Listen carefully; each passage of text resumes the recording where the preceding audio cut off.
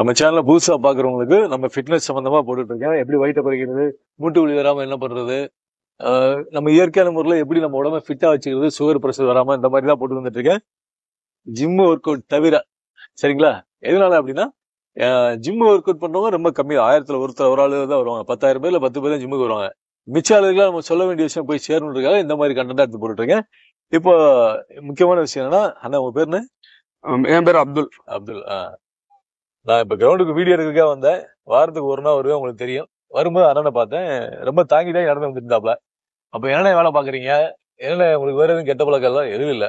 நான் ஜூஸ் கடை வச்சிருக்கேன், பகல்ல பூரா நிக்கிறேன். அந்த ஒரு ஏஜுக்கு அப்புறம் எனக்கு மூட்டு வலி வர ஆரம்பிச்சிருச்சு அப்படின்றாரு. இது எல்லாருக்கும் பொருந்தும். தெரியாம தெரிஞ்சுங்க, தெரியும். நம்ம 80 கிலோ இருக்கோம் அவருபடினா 80 கிராம் புரோட்டீன் நம்ம உடம்புல கண்டிப்பான முறையில் சேர்த்து ஆகணும். மசில் பில்டிங் வேற. ஆனா அன்றாட வாழ்க்கைக்கு அப்ப இந்த மூட்டு தேய்மானம் எதனால வருதுன்னா, இப்ப அண்ணனோட வெயிட்ட ஃபுல்லாமே உடம்பு எது தாங்குது, நடக்கும்போது அதுதான் தாங்குது. இப்போ நம்ம பைக்ல இன்ஜின் ஆயில் போலன்னா என்ன ஆகும், அந்த இன்ஜின் ரன் ஆகிறதுக்கு வளவளப்பு தன்மை வேணும். ஆயில் குறைஞ்சு போச்சுன்னா அப்படியே ட்ரை ஆகி பிஸ்டன் வந்துட்டு ட்ரை ஆயிரும், கண்டிப்பா போயிடும், பிஸ்டன் போயிடும். அந்த மாதிரி நம்ம ஜாயின்ல அந்த வளவளப்பு தன்மை குறைஞ்சு போச்சுன்னா மூட்டு தேய்மானம் வந்துடும். ஏன்னா அது இயங்குறதுக்கு வளவளப்பு தன்மை வேணும். அப்போ அந்த வளவளப்பு தன்மையை குறைய விடாம மூட்டு தேய்மானத்தை தவிர்க்கிறது எதுனா புரோட்டீன், புரதச்சத்து, கலோரிஸ் சாப்பிடணும். அப்ப முறையான கலோரி, நம்ம அளவான புரோட்டீனு, அளவான சுகரு, அளவான ஆயில் நம்ம தான் எடுத்துக்கணும் உடம்புல. இந்த அளவெல்லாம் எப்படி தெரிஞ்சுக்கிறது? 40 வயசுக்கு முன்னாடி இருக்கவங்களுக்கு எதுவுமே தெரியாது. உடம்பயிறு அப்படின்ற மாதிரி இருப்பாங்க. அப்படி தள்ளி விட்டு, ஆமா இவனுக்கு ஒரு பைத்தியக்காரங்க, இவங்க ஏதோ வீடியோ இவங்க சம்பாதிக்கிறதுக்கு ஏதோ போட்டு எடுத்துறாங்க அப்படின்ற கான்செப்ட் இருக்கும். மாப்பிள்ள, நீ 40 வயசு கடந்த உடனே சிக்கி சீரழியணும்.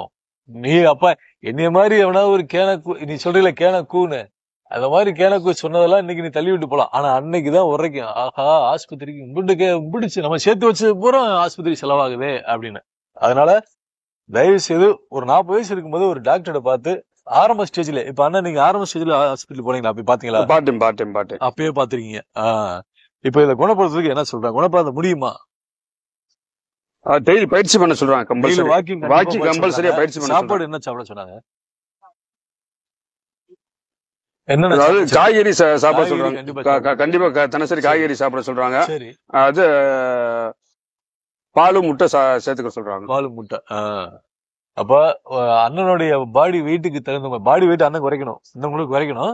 உணவு கட்டுப்பாடு அதுவுமே டாக்டர்கிட்ட வாங்கி நீங்க என்ன செய்யணும், டாக்டர்கிட்ட போயிட்டு எனக்கு ஒரு உணவு கட்டுப்பாடு கொடுங்க, அட்டவணை, நான் என்ன சாப்பிடணும், எவ்வளவு சாப்பிடணும் அதை எழுதி கொடுங்க, நான் அப்படியே ஃபாலோ பண்றேன்னு சொன்னீங்கன்னா தப்பிச்சுக்கிறீங்க.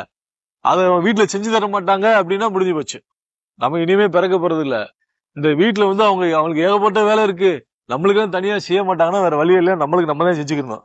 ஏன்னா நம்ம 70 வயசு தாண்டதே பெரிய சவாலு. ஆமா. அப்ப அந்த 70 வயசு வரைக்கும் யாரோட சப்போர்ட் இல்லாம நம்ம வாட்டு கம்பீரமா இருக்கணும் அப்படின்னா நம்ம கண்டிப்பா நம்ம வேலையை நம்ம தான் செஞ்சாகணும்.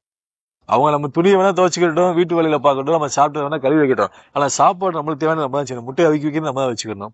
ஒரு மீன் வாங்கிட்டு வந்து வைக்கிறது நம்மளுக்கு தனியா பண்ணிக்கிறது பெரிய வேலையெல்லாம் இல்லாது. இனிமே அதை செஞ்சுதான் ஆகணும்.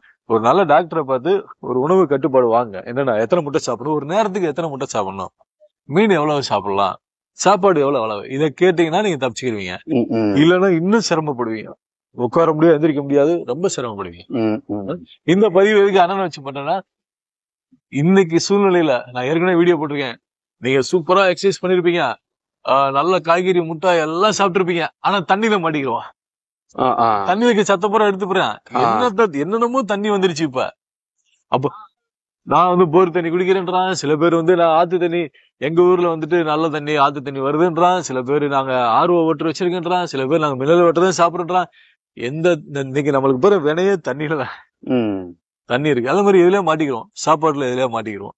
அதனால எவ்வளவு கவனமா இருந்தாலும் மாட்டிக்கிறது உறுதி. ஆனா நம்ம டாக்டரை பார்த்து அவங்க ஆலோசனை பிரகாரம் நம்ம போனோம்னா தப்பிச்சுக்கலாம். உண்மைதானே? கண்டிப்பா. அவங்க அதுக்கு தானே படிச்சிருக்காங்க. அதனால தயவுசெய்து நண்பர்களே, இந்த மாதிரி நீங்களும் 40 வயசுக்கு மேல கஷ்டப்படாம இருக்கணும்னா நீங்க தயவுசெய்து உங்களுக்கு நல்ல டாக்டரை பார்த்து பயனடைங்க. உங்க நண்பர்களுக்கு ஷேர் பண்ணுங்க. தேங்க்யூ.